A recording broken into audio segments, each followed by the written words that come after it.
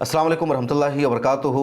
26 अप्रैल की शाम को ईरान की एक बंदरगाह पर नहायत ही भयानक धमाका हुआ और उस धमाके की वजह से अब तक 40 लोगों की मौत हो चुकी है, 1000 से ज़ायद ज़ख्मी हैं। उस धमाके की आवाज़ इतनी तेज़ थी कि 50 किलोमीटर के फासले पर जो लोग मौजूद थे वो भी डर गए, खौफजदा हो गए। उन्होंने भी उसकी आवाज़ सुनी।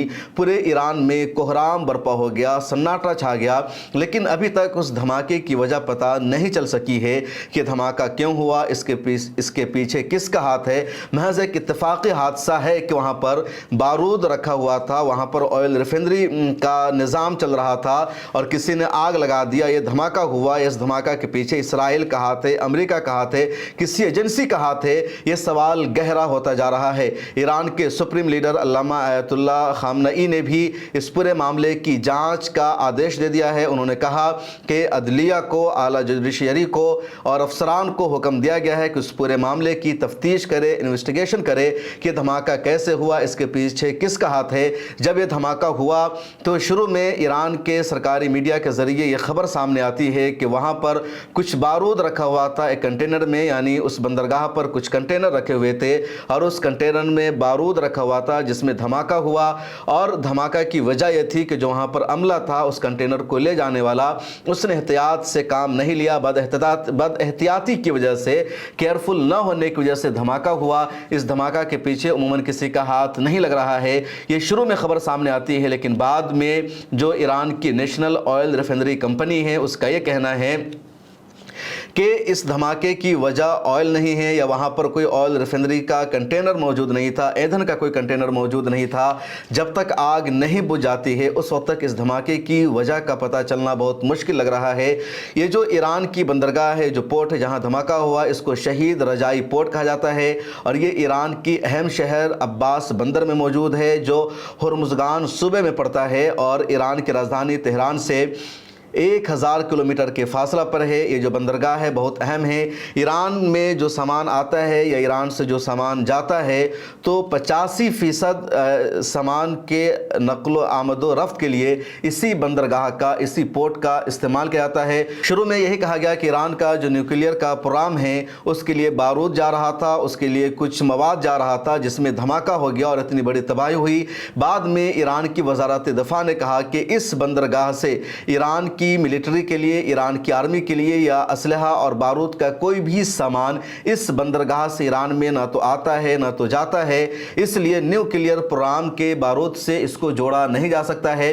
और जब ये वजाहत आ जाती है ईरान की वजारत दिफा की वजह से तो मामला और ज़्यादा पेचीदा हो जाता है कि जब कोई बारूद ईरान का नहीं जा रहा था, मिलिट्री का कोई सामान नहीं जा रहा था, कोई हथियार नहीं जा रहा था, न्यूक्लियर प्रोग्राम के लिए बारूद इस पोर्ट से नहीं गुजर रहा था, तो फिर यहाँ पर किसने धमाका कराया। कुछ तज्ज़ियाकारों का कहना है कि इस हमला के पीछे इजराइल का हाथ है, क्योंकि इजराइल लगातार ईरान को कमज़ोर कर रहा है। ईरान का एजेंडा, इजराइल का एजेंडा यह है कि ईरान के पास न्यूक्लियर ताकत न हो, ईरान जो है ताकतवर न हो सके, वो लगातार कमज़ोर हो। क्योंकि पिछले दिनों में जिस तरह ईरान ने हमास को सपोर्ट किया, हिजबुल्लाह को सपोर्ट किया, यमन के हौसियों को ईरान ने सपोर्ट किया और इसकी वजह से ईरान ने इजराइल के लिए मुश्किलें खड़ी कर दी है। इजराइल चारों तरफ से घिर चुका है। इजराइल को पहले लग रहा था कि वो बहुत ज़्यादा ताकतवर है और कोई और उसके मुल्क पर हमला नहीं कर सकता, किसी मुल्क से इजराइल में कोई मिसाइल नहीं आ सकता है। अगर कोई इजराइल पर हमला करने की कोशिश करेगा तो उसके ड्रोन को, उसके मिसाइल को हवा में ही नाकाम बना दिया जाएगा। लेकिन जिस तरह ईरान के सपोर्ट से यमन के हौसियों ने इसराइल को घुटने टेकने पर मजबूर किया है, इसराइल की नींद हराम कर रखी है, बल्कि यमन के हौसियों ने तो अमेरिका की भी नींद हराम कर रखी है। कल की एक वीडियो में मैंने बताया था कि यमन के हौसियों ने अमेरिका के 7 महंगे ड्रोन को मार गिराया और वो ड्रोन इतने महंगे थे कि उसकी एक की कीमत होती है $3 करोड़ से ज़्यादा। और अमेरिका को यकीन नहीं आ रहा है कि यमन के हौसियों के पास ऐसी टेक्नोलॉजी हो सकती है जो 12,000 किलोमीटर की ऊंचाई पर रहने वाले ड्रोन को देख सके, उसके पास ऐसा सैटेलाइट हुआ फिर उसको मार गिराए। यकीनी तौर पर चीन ने ही यमन के हौसियों को ये टेक्नोलॉजी दी है जिसकी वजह से यमन के हौसियों ने अमेरिका के खिलाफ इतना बड़ा कदम उठाया है। हमास की तरफ से अभी तक रेजिस्टेंस जारी है और इजराइल को उसके एजेंडा में कामयाब नहीं होने दिया जा रहा है।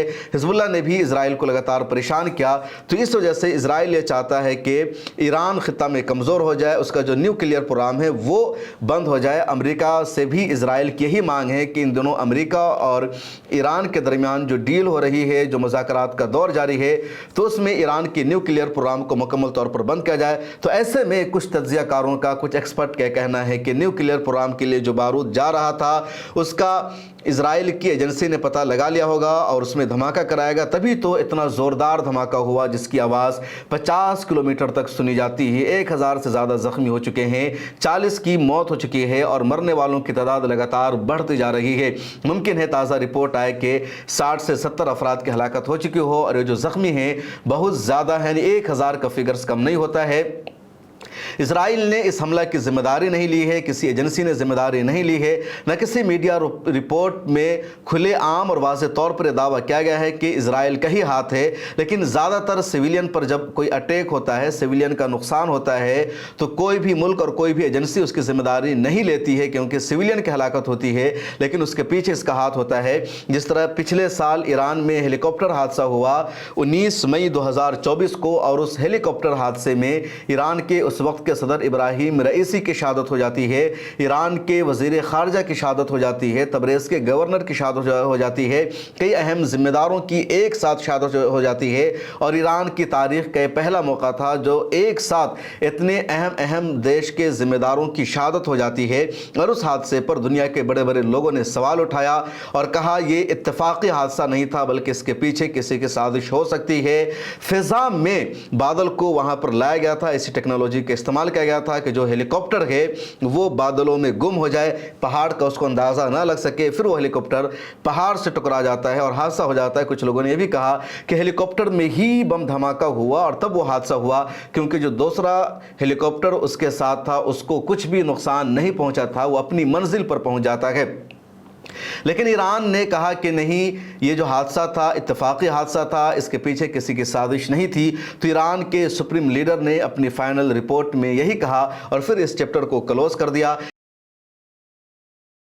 ईरान में पिछले साल एक और हमला हुआ था और यह हमला हुआ था कासिम सुलेमानी के मज़ार पर, जहां कासिम सुलेमानी की बरसी पर लोग वहां मौजूद थे, वहां इसाले सवाब के लिए मौजूद थे। वहां हमला होता है और काफ़ी तादाद में लोगों की हलाकत हो जाती है। वो हमला भी कैसे हुआ, किसने कराया, किसी ने जिम्मेदारी नहीं ली, लेकिन यही कहा गया कि इसराइल का हाथ हो सकता है। उसके बाद पिछले साल जो सबसे बड़ा हादसा ईरान में पेश आया, ईरान पर जो सबसे बड़ा हमला था वो ईरान की राजधानी तेहरान में हुआ, जहाँ ईरान के मेहमान और हमास के सरबराह शेख इस्माइल हानिया को एक हमला के ज़रिए शहीद कर दिया गया। इस हमले में भी ईरान के कुछ सीनियर अफसरान ने गद्दारी की और बाद में इजराइल ने इसकी जिम्मेदारी भी ली। शुरू में मोसाद ने, किसी भी एजेंसी ने जिम्मेदारी नहीं ली थी, लेकिन कई महीना गुजर जाने के बाद अनऑफिशियल तरीके से मोसाद ने जिम्मेदारी ली और उसने कहा कि उसने ही एक बम के ज़रिए शेख इस्माइल हानिया को शहीद किया था, जहाँ उनको ईरान में ठहराया गया था। तो ईरान में कई तरह के हमले इजराइल ने कराए हैं, मोसाद ने कराए हैं। इसलिए लोगों का अंदाज़ा यह है, लोगों का मानना यह है कि ईरान में मौजूदा जो हमला हुआ है, जो शहीद रजाई पोर्ट पर हमला हुआ है, ये हमला भी इत्तेफाकी नहीं है, बल्कि इस हमले के पीछे भी इसराइल का हाथ हो सकता है, क्योंकि ईरान पूरे खित्ते में वाहिद एक ऐसा मुल्क है जिसके पास आर्मी की ताकत है, जिसका जो दिफाई निज़ाम है बहुत ज़्यादा मजबूत है।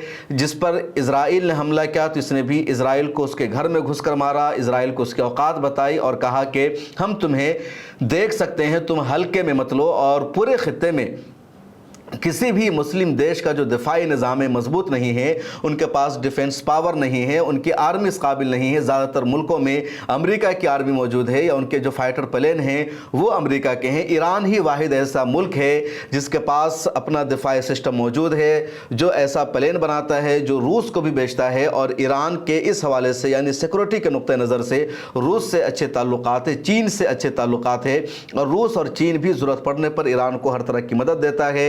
यूक्रेन के खिलाफ जो जंग रूस की चल रही है, उस जंग में रूस ने ऐसे कई फाइटर प्लेन को इस्तेमाल किया है, ऐसे कई मिसाइल को इस्तेमाल किया है जो ईरानी साख्ता है। तो ईरान की डिफेंस के मैदान में अपनी काबिलियत है, अपना इसका एक मैदान है, और ये इज़राइल को बर्दाश्त नहीं है, क्योंकि ईरान लगातार इज़राइल के लिए ख़तरा बना हुआ है। तो इज़राइल ये चाहता है कि ईरान को बुनियादी तौर पर कमज़ोर कर दिया जाए, और इसीलिए लगातार ईरान को परेशान किया जाता है। इसलिए लोगों का मानना है कि हमला भी इज़राइल की साजिश हो सकती है, लेकिन ऑफिशियल तरीके से न तो ईरान के इस तरह का कोई बयान आया है, न इज़राइल ने जिम्मेदारी ली है। फिलहाल यही कहा जा रहा है कि विस्फोट हुआ, एक धमाका हुआ जिससे इतनी बड़ी तबाही हुई है। इस तबाही की असल वजह चंद दिनों में सामने आ सकती है। आपको क्या लगता है, इसके पीछे किसका हाथ हो सकता है? क्या महज ये इत्तेफाक़ी हादसा है या सच में किसी की साजिश है? अपना जवाब ज़रूर लिखिए और मुझे दीजिए इजाज़त।